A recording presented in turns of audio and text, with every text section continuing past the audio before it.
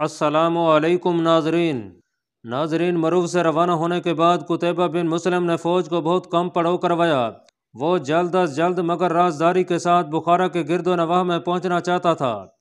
اس کی کوشش یہ تھی کہ اس کے کوچ کی اطلاع دروان خدا کو اس وقت ملے جب مسلمان افواج بخارا کے گرد و نواح میں پہنچ چکی ہوں، لیکن اس کی تمام احتیاط کے باوجود اس کے کوچ کی اطلاع دروان خدا تک پہنچ چکی تھی اور وہ مکمل تیاری کے ساتھ مسلمانوں کے مقابلے کے لیے بخارا میں کلہ بند ہو گیا تھا۔ اس کا ارادہ یہ تھا کہ مسلمانوں کا مقابلہ کلہ بند ہو کر کیا جائے، لیکن اس کے سالاروں نے اسے مشورہ دیا تھا کہ مسلمان فوج کا مقابلہ قلعے سے باہر نکل کر کرنا چاہیے۔ چنانچہ دروان خدا نے اس مشورے پر عمل کرنے کا فیصلہ کیا۔ اس نے دیگر علاقوں سے بھی اپنی افواج اکٹھی کر لیں جن کی مجموعی تعداد 6 لاکھ بنتی تھی۔ دروان خدا مسلمان فوج کے مقابلے کے لیے ہر طرح سے تیار تھا اور قتیبہ بن مسلم اس بات سے بالکل بے خبر تھا۔ جب قتیبہ بن مسلم بخارا کے پاس پہنچا تو اسے اطلاع ملی کہ دروان خدا اپنی فوج کے ساتھ بخارا سے نکل کر مسلمانوں کے مقابلے کے لیے ہر طرح سے تیار ہے۔ اگرچہ یہ خبر قتیبہ بن مسلم کے لیے حیران کن تھی، کیونکہ اس نے مسلمان فوج کے کوچ کو ہر طرح سے خفیہ رکھنے کی کوشش کی تھی، لیکن اس نے اپنے حواس کو قابو میں رکھا۔ اسی دن نیزک بھی اپنی فوج لے کر مسلمانوں کی مدد کے لیے آ گیا، جس سے مسلمان فوج کی مجموعی تعداد 50,000 کے لگ بھگ ہو گئی، لیکن 6 لاکھ کے مقابلے میں 50,000 بہت کم تعداد تھی۔ لیکن قتیبہ بن مسلم فوج کی نفری کی کمی کو دیکھ کر جنگ سے منہ موڑنے والوں میں سے نہیں تھا۔ اگلے دن دونوں فوجیں آمنے سامنے صف فرا ہو گئیں۔ ایک طرف 6 لاکھ کا کثیر لشکر تھا جبکہ دوسری طرف صرف 50,000 کا لشکر تھا۔ جنگ شروع ہوئی، مسلمانوں نے خوب داد شجاعت دی، لیکن ان کی قلیل تعداد 6 لاکھ کے لشکر کے سامنے ایسی ہی تھی جیسے سیلاب کے سامنے گھاس پھونس، اور آخر کار مسلمان فوج کے پاؤں اکھڑ گئے۔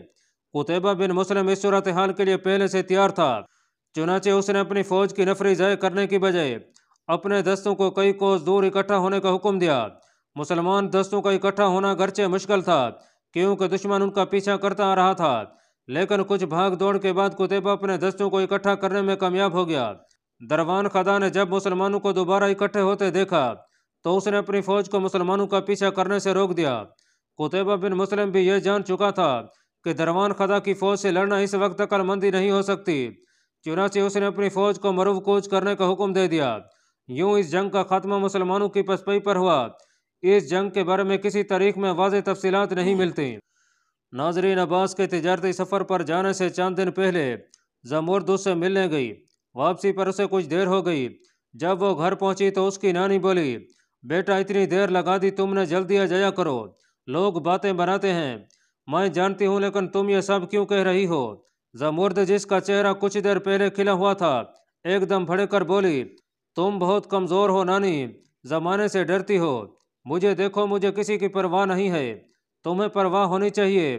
نانی نے کہا، تم جوان ہو، عباس بھی جوان ہے، اگرچہ تم نے کوئی جرم نہیں کیا، لیکن لوگ باتیں بناتے ہیں، مجھے کسی کی باتوں کی پرواہ نہیں، زمرد نے جواب دیا۔ یہ بات کہتے ہوئے زمرد کی آنکھوں میں آنسو آ گئے۔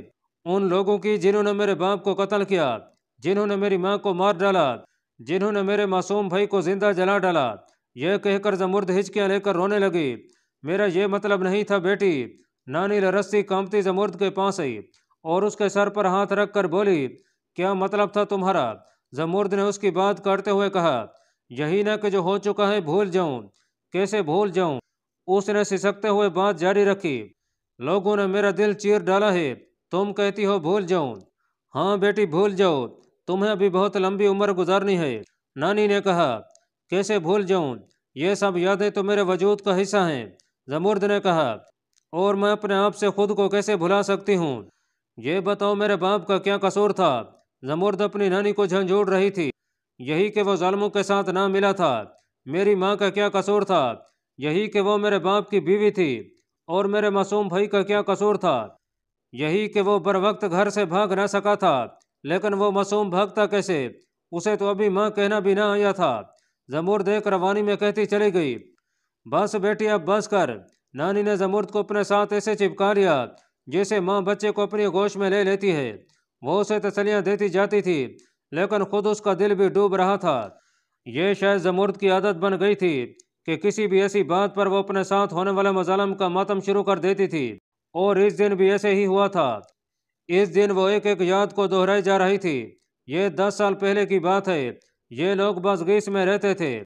जमुर्द अभी 10 साल की थी, जबकि इसका छोटा भाई सिर्फ 1 साल का होगा। जमुर्द के लिए जिंदगी कितनी खुशगवार थी। उसका बाप उन लोगों से कितना प्यार करता था। उसका बाप फौज में सुप्रीम कमांडर से जरा ही कम ओहदे पर था। फौज का सुप्रीम कमांडर नेज़क था। जमुर्द के बाप का गहरा दोस्त था। ये वही नेज़क था जिसे कुतैबा ने शिकस्त देकर अपना हलीफ बनाया था। इसके बाप ने अपनी तमाम तर वफादारियां सल्तनत के नाम कर दी थीं, लेकिन इसके बावजूद उसने अपनी बीवी और बच्चों को कभी मायूस न किया था। यही तो उसकी तमाम कायनात थी। उनकी जिंदगी इस कदर पुरसकून थी कि कभी कभी जमुर्द के बाप को खुद उस पर शक होने लगता था, लेकिन फिर एकदम सब कुछ खत्म हो गया। हुआ यूं कि एक दिन नेज़क जमुर्द के बाप के पास आया और उसे तन्हाई में मिलने की ख्वाहिश जाहिर की। जमुर्द के बाप ने पूछा, कोई खास बात? हाँ, बहुत ही खास बात है, नेज़क ने जवाब दिया। अच्छा, फिर मेरा घर महफूज ना होगा? जमुर्द का बाप बोला। ऐसा करते हैं, कहीं बाहर चलते हैं। इसके साथ ही उसने एक आंख दबा दी। फिर इस तरह करो कि मेरे साथ मेरे घर चलो।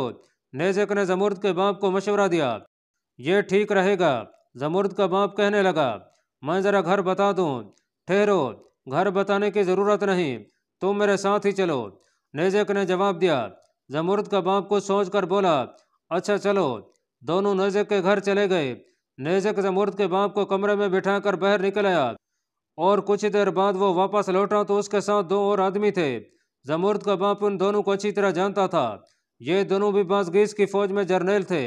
हम तुम्हें अपने राज में शरीक करने जा रहे हैं, नेज़क ने जमुर्द के बाप को कहा।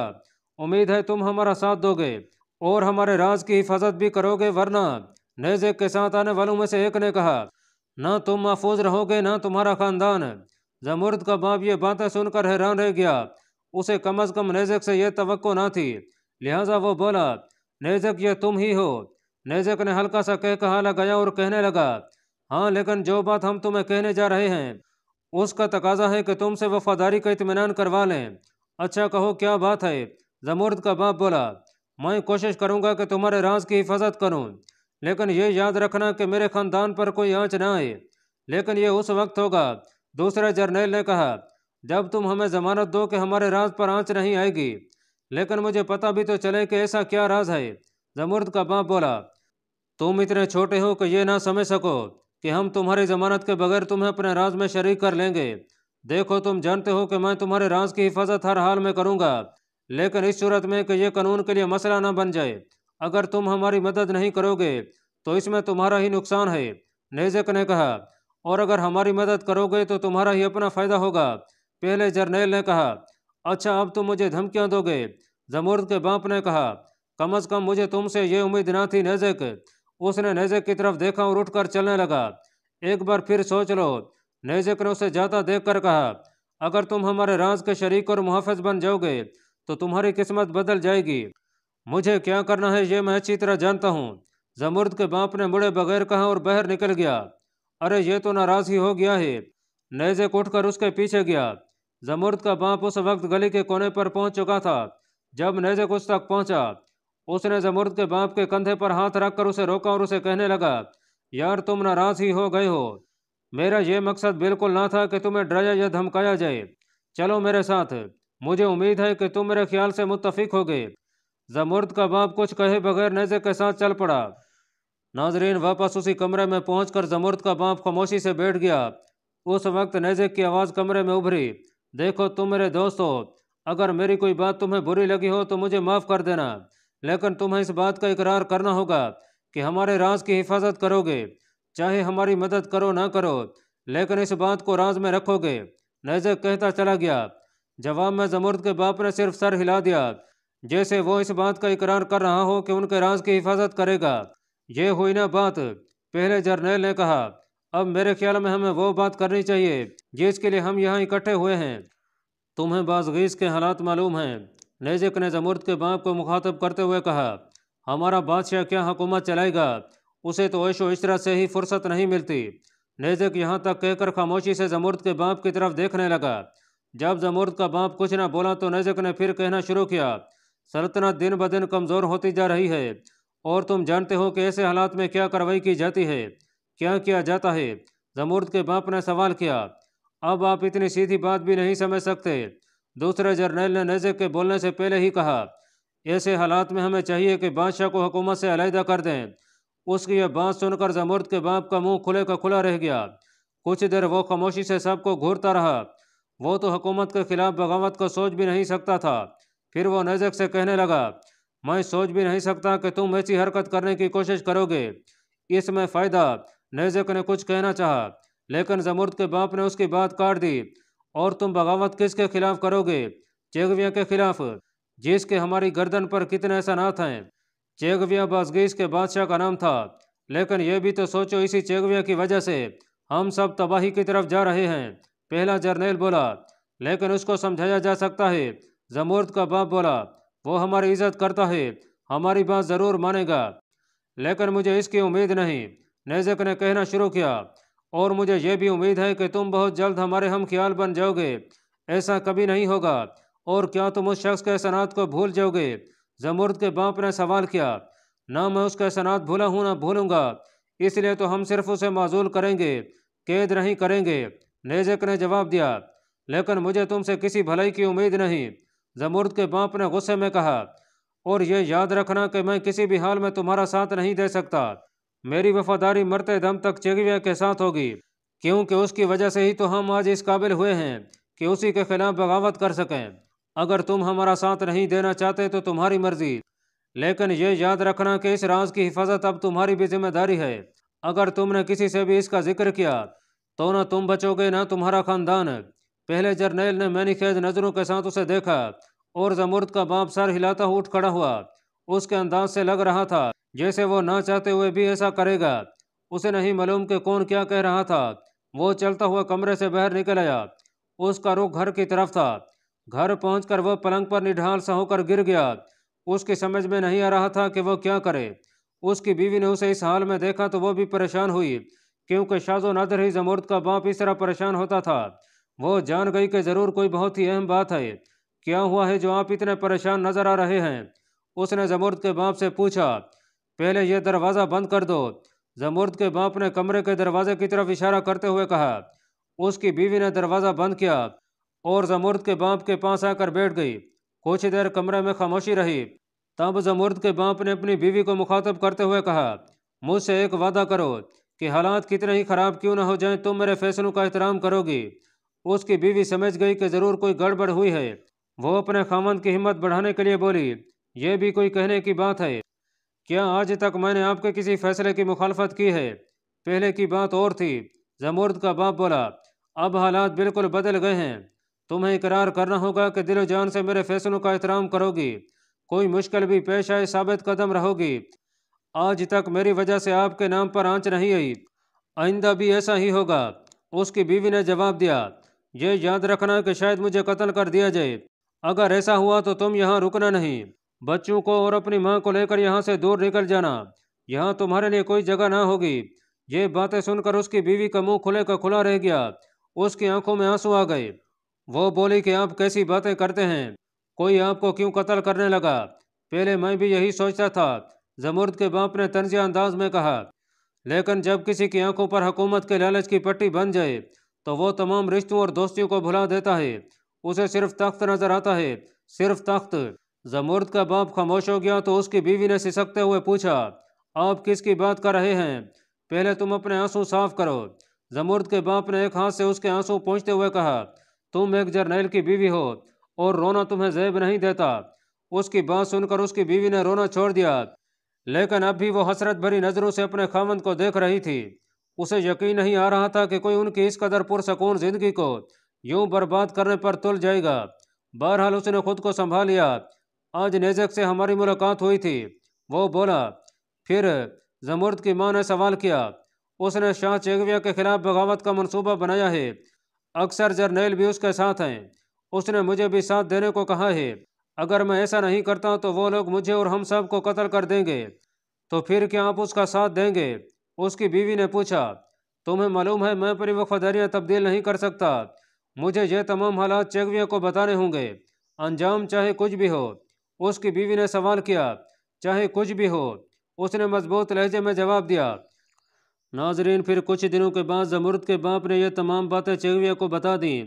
لیکن وہ یہ سمجھتا تھا کہ اس کی سلطنت میں کسی کو اتنی جرأت نہیں کہ وہ اس کا تختہ الٹ سکے۔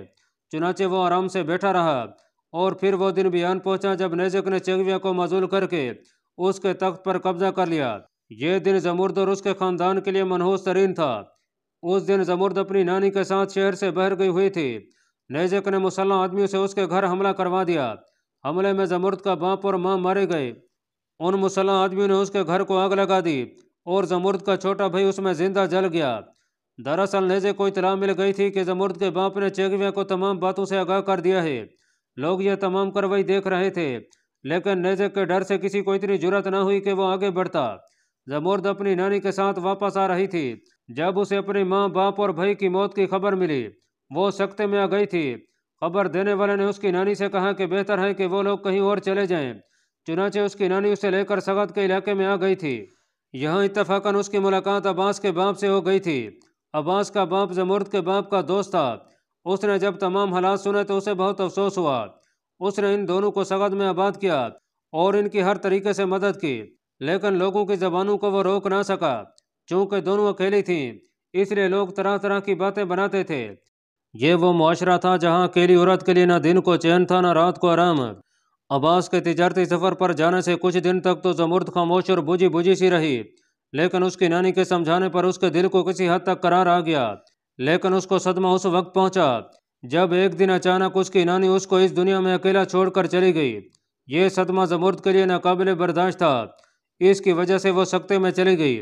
جب عباس تجارتی سفر سے واپس آیا تو اسے زمرد کے بارے میں بتایا گیا۔ وہ فوراً زمرد کو دیکھنے اس کے گھر چلا گیا۔ زمرد کی نانی کی وفات کے بعد عباس کی ملازمہ اس کی دیکھ بھال کر رہی تھی۔ جس وقت عباس زمرد سے ملنے آیا وہ سو رہی تھی۔ اس نے زمرد کو اٹھانے کی کوشش نہ کی بلکہ وہاں سے چلا آیا۔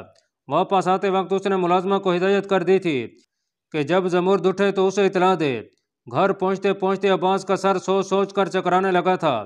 اس کے لیے زمرد کی یہ حالت ناقابل برداشت تھی۔ کبھی وہ زمرد کے ٹھیک ہونے سے مایوس ہو جاتا اور کبھی اپنے دل کو تسلی دے لیتا تھا، لیکن پھر جلد ہی حقیقت کی دنیا میں واپس آ جاتا تھا۔ لیکن یہ حقیقت اس کے لیے ناقابل برداشت اور انتہائی تلخ تھی۔ وہ ہر قیمت پر اس سے فرار چاہتا تھا، لیکن فرار ممکن نہ تھا۔ جو ہی وہ گھر پہنچا اس کا ایک دوست اس کے انتظار میں موجود تھا۔ اس شخص کا نام ترخان تھا۔ ترخان عباس کا گہرا دوست تھا، لیکن پرلے درجے کا کاروباری شخص تھا۔ عباس جو قافلہ بخارا لے کر گیا تھا اس میں ترخان کا بھی مال تھا، اور اب ترخان عباس سے اپنا حصہ لینے آیا تھا۔ اسے جو ہی خبر ملی کہ عباس واپس آ گیا ہے وہ فوراً اس کے گھر پہنچ گیا۔ اس وقت عباس کی حالت ایسی ہو رہی تھی کہ وہ کسی سے ملنا نہیں چاہتا تھا، لیکن وہ ترخان کو ٹال بھی نہیں سکتا تھا، لہٰذا اس نے سوچا کہ اسے اس کا منافع دے کر رخصت کر دے۔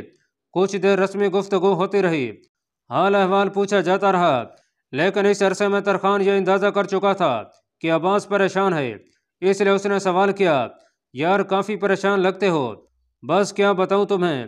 عباس نے کہا، اور اس طرح منہ بنایا جیسے وہ ترخان کو کچھ نہ بتانا چاہتا ہو۔ پھر بھی ترخان نے دوبارہ کہا، کوئی وجہ تو ہے پریشانی کی؟ بس یار تم کیا کرو گے جان کر؟ عباس نے بات ٹالنا چاہی۔ کیا اس سفر میں نقصان ہوا ہے؟ ترخان نے اپنی کاروباری ذہنیت کی عکاسی کی۔ میں تمہیں پہلے ہی بتا چکا ہوں کہ اس سفر میں بہت منافع ہوا ہے، عباس نے کہا۔ اللہ پاک کمی بیشی معاف فرمائے۔ اللہ آپ کا حامی و ناصر ہو، آمین۔